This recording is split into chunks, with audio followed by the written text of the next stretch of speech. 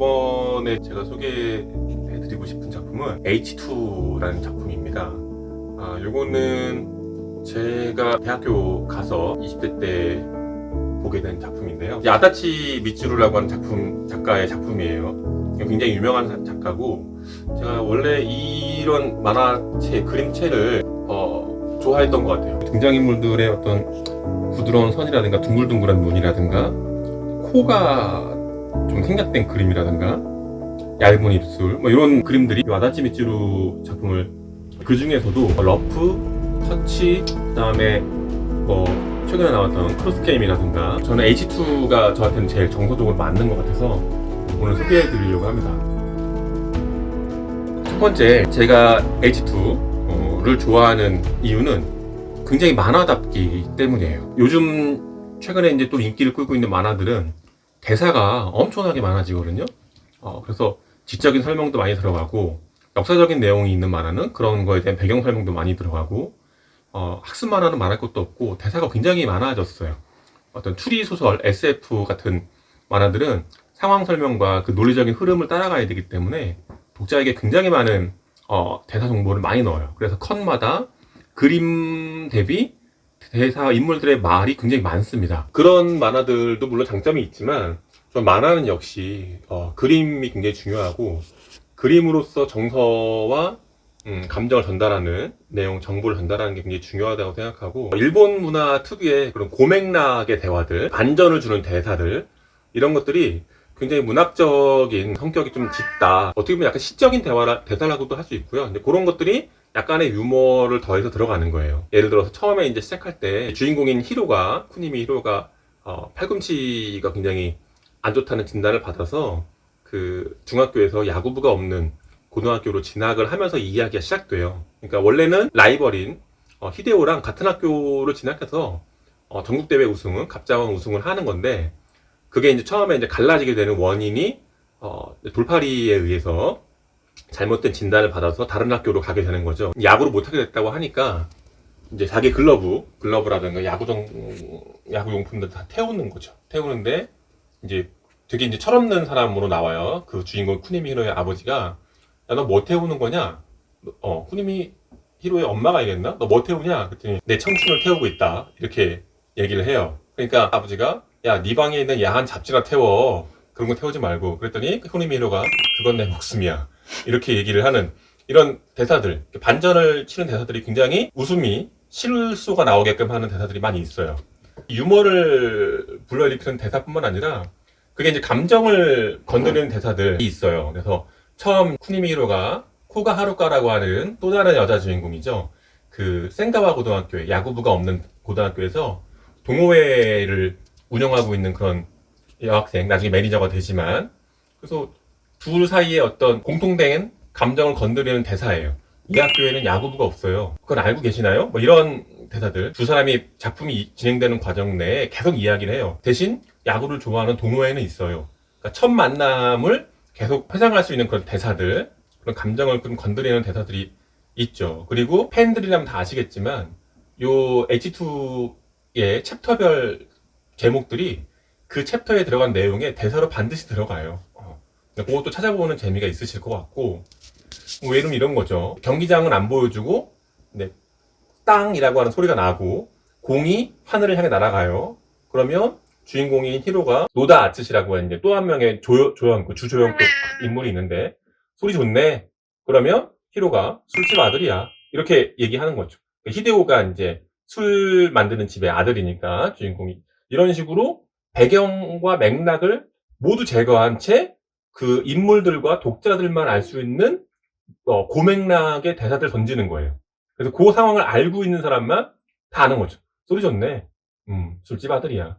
역시. 이런 식으로 짤막짤막한 대사로 감정과 정서를 조성하는 거죠. 이런 것들 예가 또 있어요. 저쪽에 이제 히데오가 다니고 있는 메이와 1 고등학교에 여러 가지 고난, 역경을 이기고 에이스가 된 투수가 있어요. 그 감독이 굉장히 설계한 건데, 어쨌든 갑자원이라고 하는 전국대회에서 우승하려면 에이스급 투수가 있어야 한다. 그래서 그 투수를 키웠는데 너무너무 좋은 투수예요. 제구도 좋고, 속구, 스트레이트 공의 위력도 굉장히 대단하죠. 그래서 그 매니저한테 그 투수 던지는 걸 보면서, 야, 역시 우리 학교 수십 년 역사상 최고의 투수를 만들었어. 그랬더니 옆에 있던 이제 2학년 매니저가 만약에 히로 선배가 우리 학교에 있다면 어떻게 되는 건데요? 그랬더니 없으니까 하는 얘기야. 이렇게 얘기를 하는 거예요. 그러니까 그 맥락에서 세부적인 걸 쳐내고 핵심적인 것만 얘기해서 정보를 전달하고 독자에게 이제 생각할 거를 던져주는 거죠. 고교야구라고 하는 게 프로야구처럼 이제 매일 경기를 하고 뭐 한국 KBO 같은 경우에는 144경기를 하고 메이저리그는 162경기를 합니다만, 고교야구는 우리나라도 옛날에 전국대회가 있었지만 지금은 리그전으로 바뀌었죠. 그래서 매일매일 투수가 연투를 해야 돼요. 6경기, 7경기. 그래서 옛날에는 잘 던지는 투수가 7개 경기씩 연투를 하고 어깨가 갈아 나가고 나중에 이제 어깨가 너덜너덜해지는 거죠. 우승하고 나서 프로에 가면 제 실력 못 발휘하는 거예요. 오히려 여러분들 많이 아시겠지만 박찬호 선수 같은 경우가 싱싱했던 어깨를 갖고 있었던 게 고등학교 때는 완전 특 S급 레벨은 아니었기 때문에 혹사가 좀 덜했다는 얘기도 있고, 어쨌든 그런데 그 센카와 고등학교가 이제 전국대회 나가서 히로가 모든 경기를 던질 수가 없는 거죠. 생생한 어깨를 사용하기 위해서는 하루 정도는 쉬어야 되는데 그 경기를 이제 키네라고 하는 또 다른 악당이긴 하지만 좀 모자라기도 하고 하지만 나름대로 재능도 있고 노력도 많이 하는 그 키네라고 하는 투수가 공을 던지면서 한 경기를 마무리하게 돼요. 근데 그때 이제 중간에 위기에 몰리게 되고 힘들어지고 지면 떨어지는 거니까 위기에 몰리니까 진땀을 흘리는데, 그때 이제 저쪽에서 주인공 히로가 들리지 않게 하지만 이런 얘기를 해요. 키네, 너 자신을 가져라.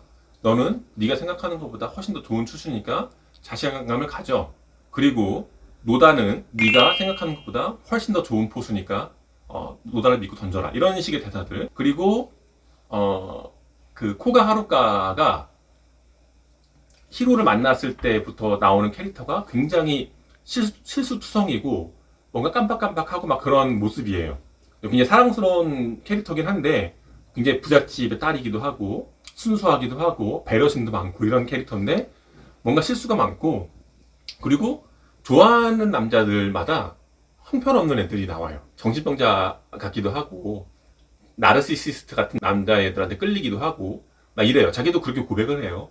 중학교 때부터 좋아했던, 초등학교 때부터 좋아했던 애들은 하나같이 이상한 애들이었다 라고 얘기를 하죠. 나는 내가 고르는 애들마다 다 꽝이었어. 그랬더니 그 히카리가 이제 코가 하루카한테 이렇게 얘기하죠. 히카리는 알고 있으니까 코가가 히로를 좋아하고 있는 거를 이번에는 꽝이 아닐 거라고 이렇게 얘기를 해주는 거죠. 그러니까 이런 대사들, 맥락을 제거하지 않고 맥락을 다 포함해야 이제 독자들이 이해할 수 있는 대사들, 이런 경우들이 되게 좋더라고요. 좋고 마지막에 그런 대사들, 히카리가 히로에게 하는 말들, 힘내, 지지마. 이건 이제 이기라고 하는 얘기랑 좀 다르죠. 굉장히 이제 복잡한 관계를 보여주는 건데, 이거 좀 이따가 얘기하겠지만, 히로에게 마음껏 이기라고 얘기할 수가 없는 거예요. 왜냐하면, 히카리에게는 타치바나 히데오라고 하는 남자친구가 있으니까, 문학적이고, 감동을 주는 대사구나라는 생각을 한 적이 있고, 최근에 청록파 시집을 본 적이 있는데, 박목월 선생의 시 같은 굉장히 여백이 많은 대사를 치는 만화구나. 그래서 좀 드물다. 이런 대사를 치는 작가는 좀 드물고, 이 대사가 굉장히 그 특유의 맛을 주기 때문에 바다집 밑줄을 좋아하는 팬들이 있는 것이 아닌가, 저는 그렇게 생각을 합니다. 이런 대사들이 슬램덩크 다케이코 이노우에와는 다른 결의 작가예요. 제가 두 작품을 둘 다 좋아하는데, 하나는 진짜 굉장히 세밀한 그림을 그리는 사람이고, 한 사람은 우리가 전통적으로 생각하는 만화라고 하면 이런 게 만화가 아닌가, 슥슥슥슥 대충 그리지만 굉장히 형태가 잘 드러나고 정감 있게 하는 캐릭터를 만들어지는, 물론 뭐 캐릭터마다 다 비슷하게 생겼다고 만화가가 그 작품 내에서도 스스로를 셀프 디스하기도 해요. 이 작가는 인물이 다 똑같아. 물론 그렇긴 하지만 약간씩의 변주를 주면서 그림을 그려나가는 거죠.